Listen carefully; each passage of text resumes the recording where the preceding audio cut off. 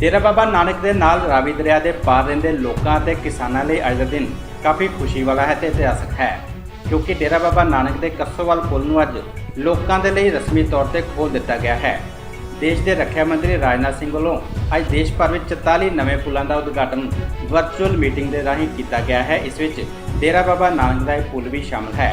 तुहानूं दस दईए कि इन्हां 44 पुलों में डेरा बाबा नानक का यह पुल सब तो लंबा है, जिसकी लंबाई 484 मीटर है और इस पुल के उपर 2485 लाख रुपए की लागत आई है। तुहानूं दस दईए कि डेरा बाबा नानक के पिंड घनीए के बेट तो दरिया रावी पार जाने लई इस तो पहला पलटून पुल या लकड़ के बेड़े का सहारा लिया जाता सी, जिस करके किसानां अते आम लोगों को भारी दिक्कतों का सामना भी करना पैंदा सी।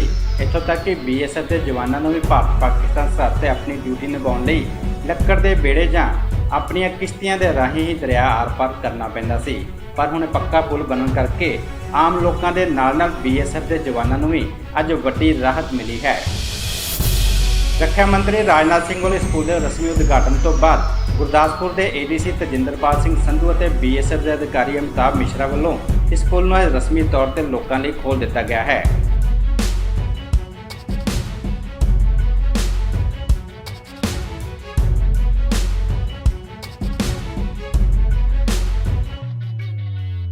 साडे बहुत ही सत्कारयोग भारत सरकार के रक्षा मंत्री श्री राजनाथ सिंह जी ने जो बार्डर रोड ऑर्गेनाइजेशनस वालों ਵੱਖ-ਵੱਖ स्टेट्स ਦੇ ਵਿੱਚ 44 ਜਿਹੜੇ ਬ੍ਰਿਜ ਬਣਾਏ ਨੇ ਉਹਨਾਂ ਦਾ ਅੱਜ ਉਹਨਾਂ ਨੇ ਵਰਚੁਅਲ ਉਦਘਾਟਨ ਕੀਤਾ। ਉਸ ਸਬੰਧ ਵਿੱਚ ਜਿਹੜਾ ਅੰਮ੍ਰਿਤਸਰ ਦੇ ਵਿੱਚ ਗੁਰਦਾਸਪੁਰ ਕੱਸੋਵਾਲ ਬ੍ਰਿਜ ਆ, ਅਸੀਂ ਉੱਥੇ ਇਸ ਵੇਲੇ ਮੌਜੂਦ ਆ। ਇਹ ਜਿਹੜੇ ਬ੍ਰਿਜ ਜਿੱਥੇ ਆਰਮੀ ਵਾਸਤੇ ਵੀ ਬਹੁਤ ਮਹੱਤਵਪੂਰਨ ਨੇ, ਉੱਥੇ ਨਾਲ ਦੇ ਨਾਲ ਜਿਹੜੀ ਸਾਡੇ ਸਿਵਲੀਅਨ ਨੇ ਉਹਨਾਂ ਦੇ ਵੀ ਆਉਣ ਜਾਣ ਵਾਸਤੇ ਜਿਹੜੀ ਬਹੁਤ ਸਹੂਲਤ ਹੋਏਗੀ, ਕਿਉਂਕਿ ਲੰਮੇ ਸਮੇਂ ਤੇ ਉਹਨਾਂ ਨੂੰ ਬਹੁਤ ਜ਼ਿਆਦਾ ਮੁਸ਼ਕਲ ਆਉਂਦੀ ਸੀ। ਜੇ ਅਸੀਂ ਇਸ ਬ੍ਰਿਜ ਦੀ ਗੱਲ ਕਰੀਏ तो इत्थे चाहे पापूलेशन इस दरिया तो पार 150 के करीब ही है, पर उत्थे काफ़ी जमीन जी खेतीबाड़ी वाली आ, जिथे जाने वास्ते किसानों बहुत जी मुश्किल का सामना करना पैंदा सी। स्पैशली जो कोई साडा रेनी सीजन आता है उदों तो बहुत ज़्यादा मुश्किल होंदी सी।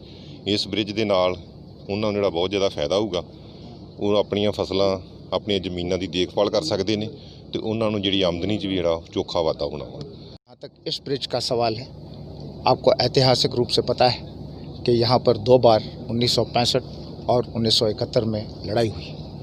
ये एक इनक्लेव का इलाका है जो कि घिरा हुआ है। इस इनक्लेव में संपर्क बहुत ही महत्वपूर्ण था और इसके लिए ऐतिहासिक रूप से अगर देखा जाए तो यहाँ पर एक पंटून ब्रिज बनता था जो कि बारिश में निकाल दिया जाता था, क्योंकि उसमें वज़न लेने की क्षमता कम थी। इसीलिए इस ब्रिज का निर्माण हुआ। जहाँ तक टेक्निकल स्पेसिफिकेशन में जाएँ, आपका सवाल था, सबसे लंबा ब्रिज 484 मीटर, जो आज 44 ब्रिज समर्पित किए गए हैं, उनमें से हमारे किसानों के लिए, किसान भाइयों के लिए बहुत उपलब्धियाँ हैं। इसमें कई हज़ार एकड़ की ज़मीन 35 स्क्वायर किलोमीटर के इनक्लेव में उस उपजाऊ ज़मीन का फ़ायदा नहीं उठा सकते थे, फ़ायदा उठाएंगे, जैसे कमिश्नर साहब ने भी बताया। साथ साथ में हमारे सैनिकों के लिए, हमारी सेना के लिए, उनके लाइन ऑफ कम्युनिकेशन, उनकी साजो सामग्री, उनका सामान के लिए ये बहुत इम्पोर्टेंट है। जहाँ तक टाइम का सवाल आया, DG साहब ने बताया, आपने सुना कि इसमें बहुत सारी चुनौतियों का सामना करना पड़ा। ये दरिया अपना रुख बदलती थी, जिसकी वजह से हमारे को इस पे जो प्रोटेक्टिव वर्क्स थे उसके ऊपर निरंतर बनाने रहते थे, लेकिन उन चुनौतियों को हमने पूरा किया। और कोविड महामारी के बावजूद हमारे कार्यकर्मी प्रोजेक्ट चेतक के अंतर्गत ये बनाया गया है, जो कि सीमा सड़क संगठन का एक प्रोजेक्ट 39 टास्क फोर्स ने बनाया है और 141 ट्रेन मेंटेनेंस कंपनी ने बनाया है। तो ये बड़े फ़ख्र की बात है कि कोविड की महामारी को भी नकारते हुए हमने इसे जुलाई में। इस मौके किसानों ने भी इस पुल के पक्के तौर पर बनने वाला खुशी का प्रगटावा किया है। उन्होंने कहा है कि उन्होंने इस तो पहला अपनी फसल बीजन और कट्टन समय भारी दिक्कत का सामना करना पैंदा सी अते भारी ट्रैक्टर या फिर कंबाइन उधर लैके जाने काफ़ी औखे सन। किसानों के मुताबिक उन्होंने कई दिन दरिया पार अपने परिवारों तो वक् होके अपन फसलों में ही रातां गुजारनियां पैंदियां सन, पर हुण इस पक्के पुल के बनने नाल वो रोजाना इस पुल तो अपने घरों नूं वापस भी आ सकते हैं। जी मांग तो बड़े चिर दी हुण पूरी हुई आण के। की फायदा होएगा? फायदा जी बहुत ज़्यादा फायदा। पहलों ही सीधे लंघ जे पुल, दूजे फट्टियां वाले पुल ने कभी टुट जाता है, कभी जो ਬੜਾ ਨੁਕਸਾਨ ਹੁੰਦਾ ਸੀ ਸਾਡਾ, ਫਸਲ ਨਹੀਂ ਸਾਡੀ ਲੰਘਦੀ। ਹੁਣ ਆ ਵੀ ਜਦੋਂ ਮਰਜ਼ੀ ਆਈਏ ਜਾਈਏ, ਉੱਦਾਂ ਅਸੀਂ ਇੱਕ ਵਾਰੀ ਚੱਲ ਜਾਂਦੇ ਹਾਂ ਤੇ 15-20 ਦਿਨ ਉੱਧਰ ਹੀ ਰਹਿੰਦੇ ਹਾਂ, ਉੱਧਰ ਹੀ ਖਾਂਦੇ ਖੁੰਨੇ, ਉੱਧਰ ਰੋਟੀ ਪਾਣੀ ਪਕਾ ਕੇ। ਤੇ ਹੁਣ ਅਸੀਂ ਰੋਜ਼ ਆ ਜਾਂਦੇ, ਰੋਜ਼ ਚੱਲ ਜਾਂਦੇ ਹਾਂ, ਸਾਨੂੰ ਬਹੁਤ ਵਧੀਆ। ਦੇ ਵਿੱਚ ਜਦੋਂ ਪਾਣੀ ਭਰ ਜਾਂਦਾ ਸੀ ਉਦੋਂ ਕੀ ਮੁਸ਼ਕਲਾਂ ਆਉਂਦੀਆਂ, ਕਿਉਂਕਿ ਉਦੋਂ ਬੇੜੀ ਵੀ ਚੱਲਣੀ ਔਖੀ ਹੋ ਜਾਂਦੀ, ਪੁੱਲ ਵੀ ਚੱਕਿਆ ਜਾਂਦਾ ਸੀ। ਬਹੁਤ ਜ਼ਿਆਦਾ ਖਿਆਈ ਹੁੰਦੀ ਸੀ ਸਾਨੂੰ। ਅਸੀਂ ਉੱਧਰ ਵੀ ਰਹਿੰਦੇ ਨੇ ਬੜੇ ਦਿਨ, ਇੱਧਰ ਵੀ ਸਾਡੇ ਕੋਲ ਜਾਇਆ ਨਹੀਂ ਜਾਂਦਾ ਰਿਹਾ। ਹਾਂਜੀ, ਅਸੀਂ ਤਾਂ ਬਸ ਮਹੀਨਾ ਕਿਸੇ ਵੇਲੇ ਉੱਧਰ ਵੀ ਰਹਿੰਦੇ ਰਹੇ ਹਾਂ, ਕਦੇ ਇੱਧਰੋਂ ਵੀ ਨਹੀਂ ਜਾਇਆ ਜਾਣਾ। ਭਾਜੀ ਸਰਕਾਰ ਨੇ ਬਹੁਤ ਵਧੀਆ ਕੀਤਾ ਹੈ, ਬਹੁਤ ਸੋਹਣਾ ਕੀਤਾ ਹੈ ਸਾਡੇ ਕਿਸਾਨਾਂ ਵਾਸਤੇ। ਹਾਂਜੀ, ਅਜੇ ਹੋਰ ਵੀ ਮਜ਼ਦੂਰ ਜੋ ਵੀ ਆ ਉਹ ਵੀ ਦਿਹਾੜੀ ਲਾਉਣ ਤੋਂ ਬੜੇ ਅਵਿਚਾਰ ਹੁੰਦੇ ਸੀ ਪਹਿਲਾਂ, ਜਦੋਂ ਪੁਲ ਨਹੀਂ ਸੀ ਹੁੰਦਾ। ਤੇ ਹੁਣ ਸਰਕਾਰ ਦੀ ਬਹੁਤ ਮਿਹਰਬਾਨੀ ਆ ਵੀ ਜ਼ਿਮੀਂਦਾਰਾਂ ਤੇ ਮਜ਼ਦੂਰਾਂ ਨੂੰ ਇਹ ਪੁਲ ਤਿਆਰ ਕਰਕੇ ਦਿੱਤਾ ਵਾ। ਕਿੰਨਾ ਕੋ ਪਰੇਸ਼ਾਨੀ ਉਠਾਣੀ ਪੈਂਦੀ ਸੀ ਜਦੋਂ ਪੁਲ ਨਹੀਂ ਸੀ ਹੁੰਦਾ, ਫਿਰ ਕਿਸ ਤਰ੍ਹਾਂ ਦੀ ਪਰੇਸ਼ਾਨੀ? ਸਰ ਬੜੀ ਪਰੇਸ਼ਾਨੀਆਂ, ਬਹੁਤ ਹੀ ਇਹਨਾਂ ਲੋਕਾਂ ਨੇ ਬਹੁਤ ਪਰੇਸ਼ਾਨੀਆਂ ਸੀ। ਹਾਂਜੀ, ਤੇ ਸਰਕਾਰ ਨੇ ਚਲੋ ਅੱਗੇ ਵੀ ਸਰਕਾਰਾਂ ਵੈਸੇ ਕਹਿੰਦੀਆਂ ਰਹੀਆਂ, ਹੁਣ ਸਰਕਾਰਾਂ ਨੇ ਕਰਕੇ ਦਿਖਾਇਆ ਵਾ, ਬਹੁਤ ਵਧੀਆ ਉਪਰਾਲਾ ਕੀਤਾ ਜੀ।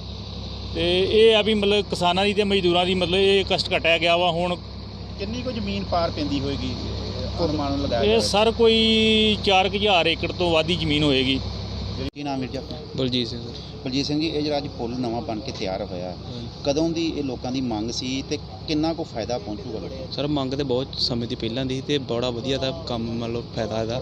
ਉੱਦਾਂ ਮੰਨ ਲਓ ਕਿ ਆਪਾਂ ਢੋਲਾਂ ਨਾਲ ਪੁਲਿਸ ਲੰਘ ਕੇ ਜਾਂਦੇ ਸੀ ਤੇ ਕਮੈਨ ਲੰਘਾਉਣ ਲੱਗਾ ਬੜੀ ਮੁਸ਼ਕਲ ਆਉਂਦੀ, ਤੇ ਹੁਣ ਵਧੀਆ ਪੱਕਾ ਪੁਲ ਵੱਜ ਗਿਆ ਤੇ ਇਹਦੇ ਨਾਲ ਬਹੁਤ ਤਗੜਾ ਫਾਇਦਾ ਵਧੀਆ ਹੋਇਆ ਤੇ ਬੜਾ ਵਧੀਆ ਮੰਨ ਲਓ ਵਧੀਆ ਚੀਜ਼ ਬਣੀ ਹੈ, ਬੜੇ ਚਿਰ ਦੀ ਮੰਗ ਸੀ।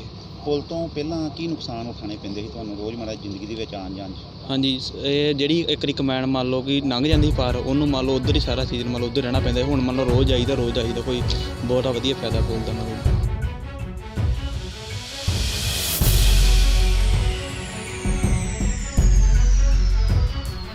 ਡੇਰਾ ਬਾਬਾ ਨਾਨਕ ਤੋਂ ਗੁਰਕਿਰਪਾਲ ਸਿੰਘ ਦੀ ਰਿਪੋਰਟ, ਪੰਜਾਬ ਟੁਡੇ।